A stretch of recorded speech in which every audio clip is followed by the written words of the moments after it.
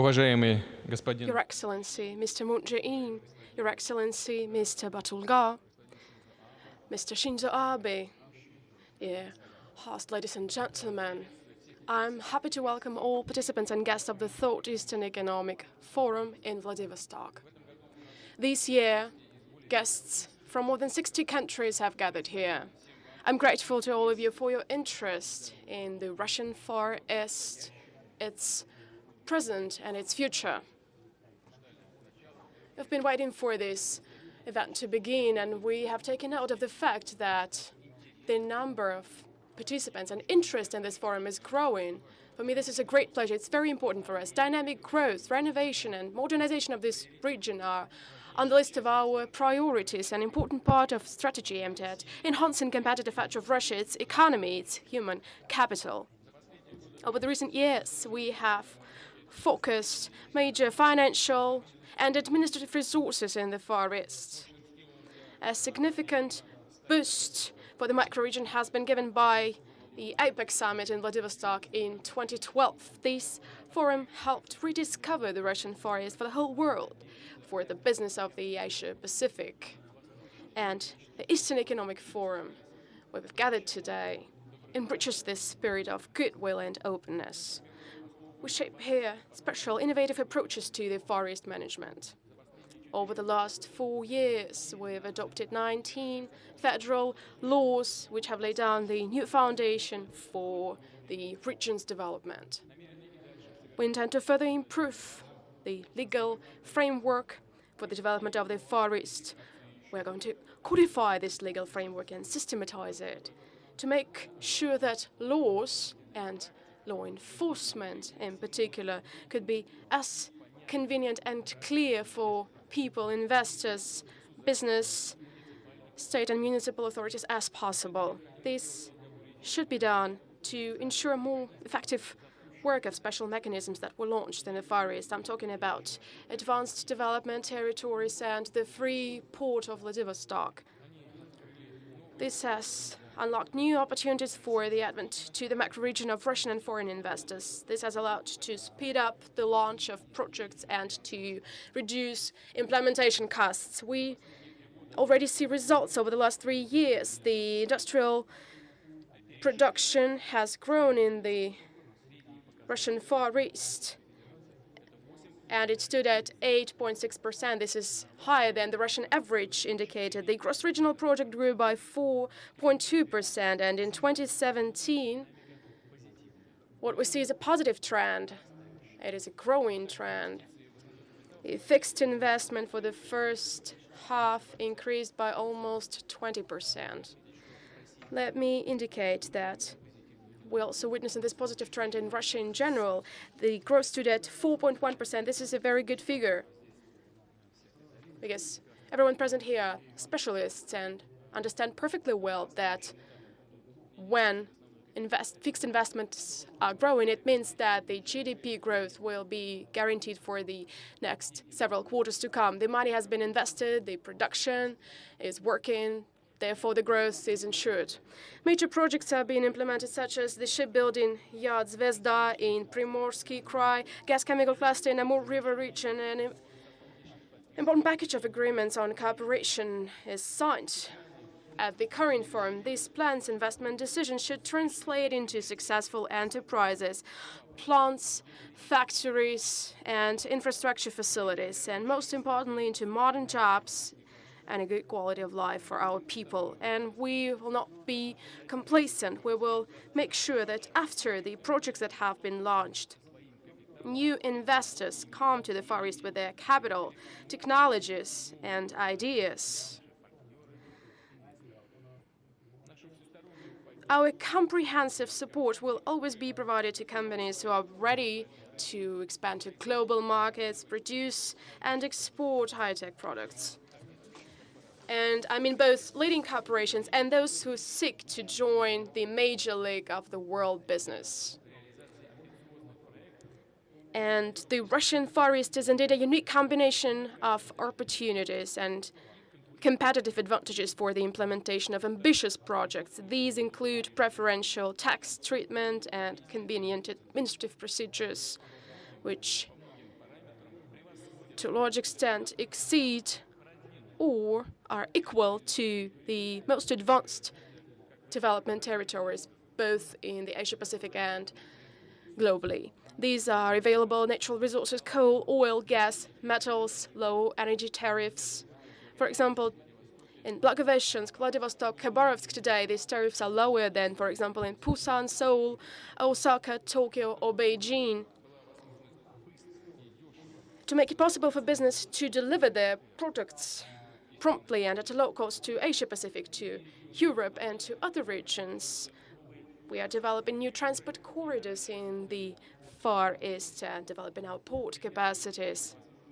We're carefully studying the possibility of building a railroad connection with the Sakhalin Island, along with the development of the Northern Sea Route, modernization of the Baikal-Amur and Trans-Siberian railroads, and implementation of other projects.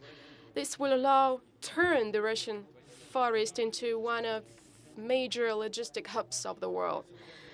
Finally, Far East is an important center of integration processes. We understand quite well that business is interested in removing trade protectionist barriers, ensuring open access to the markets. Let me emphasize, this was one of the key topics in the agenda of the BRICS summit that has just concluded in the People's Republic of China. Russia intends to further act in the spirit of openness, cooperation, and trust. We will lift obstacles impeding business contacts, development of tourism, educational and youth exchanges. A month ago, on the 8th of August, we began issuing e-visas to foreigners coming to Vladivostok. And over the 4 weeks period, more than 1,300 people took advantage of this opportunity, including the participants of our forum. And starting from January the 1st, 2018, it will be possible to enter Kamchatka and Sakhalin using the e-visa. We are willing to deepen investment, trade, financial ties with all partners, both from the eastern and western coast of the Pacific. Moreover, given that possibilities for investment in the Russian Far East are indeed limitless, the Far East Investment Promotion Agency has already set up joint investment companies with counterparts from China and Japan. Until the end of the year, there are plans to set up a similar structure with the participation of partners from South Korea. And there is a joint interest in carrying out such investment efforts with our Indian partners to be competitive and investment attractive. We are willing to keep moving forward. We will analyze the expertise and experience of leading countries in terms of capital procurement to suggest more favorable conditions. A number of new decisions on raising the investment attractiveness of advanced development territories and the free port of Vladivostok have been discussed by us recently with colleagues, including recent meetings and sessions in Moscow. For example, in agreements with residents of these territories, we will write down and include the so-called grandfather clause when investment conditions cannot get worse during the first 10 years of the project implementation. But let me repeat, what we want is to improve business conditions. And let me mention a few more decisions. This is new data, and I would like you to take this information into account. Any investor becoming a resident of the advanced development territory or a free port of Vladivostok will have a 10-year premium exemption until 2025. Previously, this benefit could only be obtained no later than 3 years after the creation of the advanced development territory. I think for people who are engaged in practical work, this is clear. It's clear for you what you're talking about. If you registered in the advanced development territory in 2024, this benefit will be valid for 10 years more until 2034. If you do it in 2025, it will be valid until 2035. For major investment projects, the amount of more than 100 billion rubles, the profit tax relief will be extended from 10 to 19 years. As we understand, these are projects of a long-term cycle, and those who invest these resources should understand how the economy of these projects will work. For foreign investors who will invest $10 million or more into the Russian Far East, we will provide simplified citizenship granting procedures. So for our moderator today, we could also propose that. He's a businessman. He says that had it not been for this forum, he would have hardly come here. So we encourage you to invest at least $10 million, and then you will be able to come here as to your own home. Dear colleagues,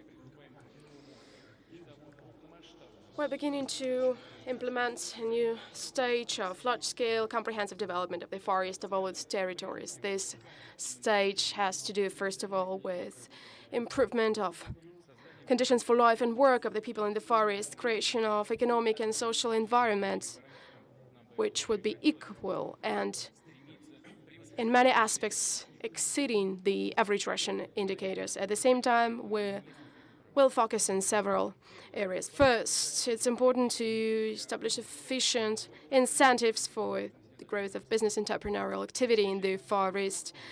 We need to ensure comfortable conditions for business, not only in advanced development territories, but also throughout the region in general. And yesterday, by the way, with the representatives of Russian business, here in Vladivostok, we did discuss these issues. And this is a task of fundamental importance for federal and, most importantly, regional and municipal authorities. We need to unlock opportunities for initiative to entrepreneurial, quick-witted, hard-working people, who have always been the wealth and strengths of the Russian Far East. I would also ask the leadership of the SME Development Corporation to adopt additional measures aimed at assisting business in the Far East. And I would like to ask the regional authorities and the Ministry for the Development of the Russian Far East to participate actively in creating portfolios of projects which would require preferential loan and guarantee support. Second, and the most important area of our work, which is of major importance for the well-being of people, I'm talking about building the modern social infrastructure. For the Far East to develop steadily, for the people to see future in this region, we need not just create centers of economic growth and new jobs, we need to build new hospitals, healthcare, and cultural centers, kindergartens and schools. We need to create the living environment, taking into account the needs of the people. We need to change the image of cities and towns. In the 7 years to come, until 2025, we need to raise major regional indicators to the level higher than Russian average. And finding a solution to these issues should be a goal of development plans of Far Eastern regions as well as of federal state programs. I would like to ask the government to develop all the necessary managerial and administrative mechanisms to find out additional funding sources for the comprehensive development of the Far Eastern territories. Third, the future of any region is its youth, those who choosing their professions, students, those who are beginning to shape their lives, their destiny, those who are inseparable from their home region. Proactivity, open-mindedness, talents of the Far Eastern youth should definitely be much in demand. And for that to happen, we need efficient youth policy which would take into account current and future goals of the Far East. I've already mentioned it. Yesterday I met with our foreign investors, and one of the issues that they've raised, and I guess some of those colleagues are present here in the hall, this is the lack of training. And we will take all these comments into account. I would like to ask the Ministry for the Development of the Russian East, Ministry of Science and Education, along with the Human Capital Development Agency, to develop a relevant curriculum. A special emphasis should be made on development of education, career guidance, support of youth at the labor markets. And among other things, I'm talking about opening university branches in the Far East of the leading universities of Russia. Their work, their curricula should be closely integrated with the key sectors of the economy and social sphere of the region. The example which I've just mentioned was raised by our Indian partner, who said that Indian companies had been working in Russia for many years, but they are unable to find diamond cutting specialists. But this is a problem which is typical for many industries. At the same time, it is important to make a full use of the existing educational potential of the region. Even today, the Far Eastern Federal University is turning into one of the most advanced modern educational institutions of Russia and the Center for the Development of Digital Technologies. I may underscore the region's demand for skilled personnel, including for blue-collar jobs, will only grow, and it is important for the human resources to be developed here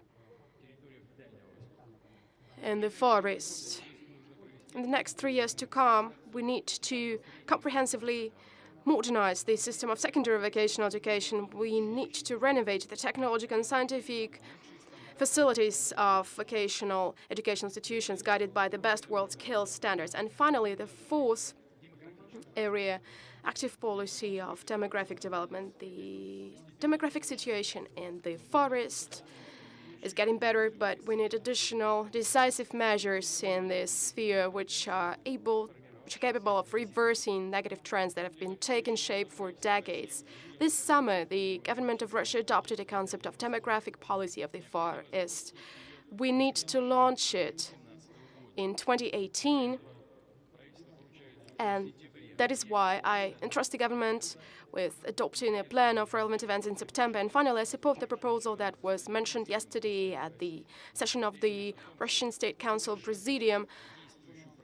This proposal consists in improving the existing program of labor mobility support. I would like to entrust the Ministry of Labor and Social Protection with the goal of thinking about how this program should be expanded, how it could be developed, how its efficiency could be raised, how it could be aimed at assisting hardworking, talented people who would love to move to the Far East, live and work here. Dear friends, in conclusion, let me reiterate, developing the Far Eastern economic potential should go hand in hand with the strengthening of its social sphere to make sure that every citizen of the region could feel real improvements in education, healthcare, public utilities, and increased welfare of their families and friends. The future of the Far East depends, first of all, on its people, on those people who were born here, who have come here to work, who would like to settle down here. Yes, there is a lot of work for us ahead for many years to come, but we do believe that we will make all our plans come true together. The Far East of Russia will definitely be a success story, the way the people living here see it, the way they want it to be. I thank you for your attention, and I hope that many of you present here today who show their interest in the Far East will be able to implement all of your plans here. Thank you very much.